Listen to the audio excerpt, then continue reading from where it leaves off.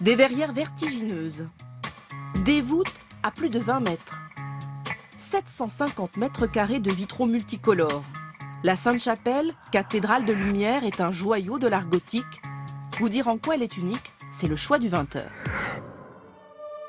La Sainte-Chapelle a été bâtie au XIIIe siècle sur l'île de la Cité, où se trouvait alors le palais des rois de France.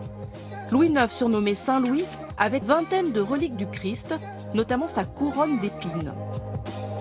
Pour ce trésor, il voulait un écrin somptueux, ce sera la Sainte-Chapelle.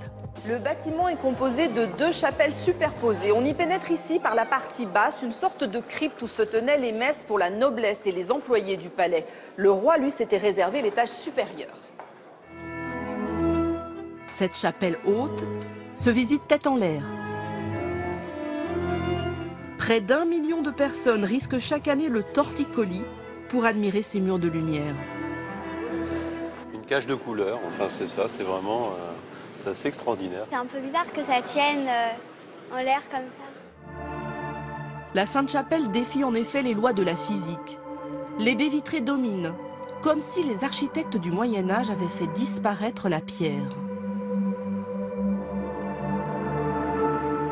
Ce qui fait la Sainte-Chapelle d'un chef-d'œuvre, c'est qu'on est vraiment à l'apogée du XIIIe siècle. On ne pourra pas faire mieux dans la façon d'évider les murs au maximum pour mettre à la place des vitraux.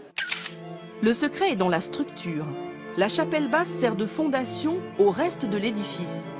14 piliers forment le squelette de la chapelle haute. Leur épaisseur est camouflée par le vitrail pour donner l'impression d'une cage de verre. 2 ceinturages de métal renforcent l'ensemble.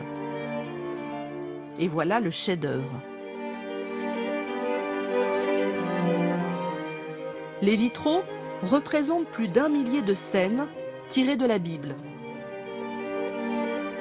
Rénové récemment, ce grand livre d'images a traversé les siècles.